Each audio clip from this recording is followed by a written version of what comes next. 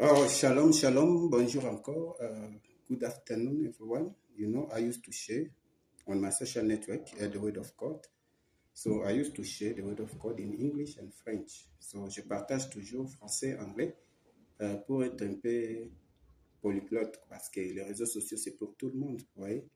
Et c'est celui qui se rencontre peut écouter le français plus et puis l'anglais plus. On est en famille, quoi. Alors, je peux expliquer quelque chose aujourd'hui, par la grâce de Dieu, sur l'incrédulité. Sur l'incrédulité, nous, les humains, que nous avons par rapport à Dieu, par rapport à la parole de Dieu, par rapport à ce que nous refusons plus de croire à la parole de Dieu et nous donnons plus accès aux œuvres de la chair. Voilà. Et à nos systèmes du monde que nous avons prévus. I will talk about the word of God. We have a stone heart that we cannot believe the word of God easily, and to make it in practice for us to see the glory of God. So I'll explain something in French and then I'll come back in English to sustain my statement. So nous lisons la parole de Dieu. Jean chapitre 9, verset 16. Sur quoi quelques-uns des pharisiens dirent, cet homme ne vient pas de Dieu, car il n'observe pas les sabbats. D'autres dirent, comment un homme pécheur peut-il faire des miracles? Ça, c'est Jean chapitre 9, verset 16. Quand l'aveugle qui était né de naissance a rencontré le Christ et il l'a vu.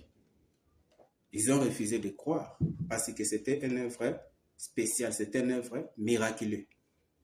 Et je vous assure aujourd'hui, s'ils s'appuyaient sur les sabbats, ce n'est pas parce que les miracles ne pouvaient pas se faire au sabbat.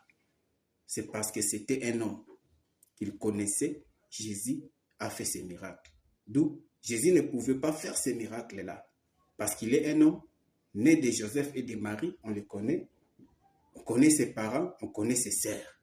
Comment est-ce qu'il peut faire un tel miracle en plus le jour du sabbat? Ce qui veut dire que ce miracle est sanctifié. Ça vient vraiment de Dieu. Donc, qui est cet homme qui a fait ces miracles? Est-il un prophète? Est-il un envoyé de Dieu? Il n'est même pas un ange de Dieu qui est venu avec ça comme Manoah avait rencontré l'ange de Dieu.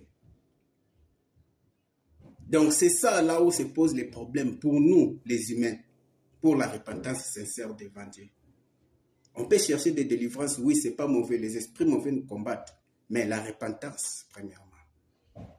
Croire à la parole de Dieu et se repentir sincèrement, c'est ce qui est important. Que Dieu vous bénisse.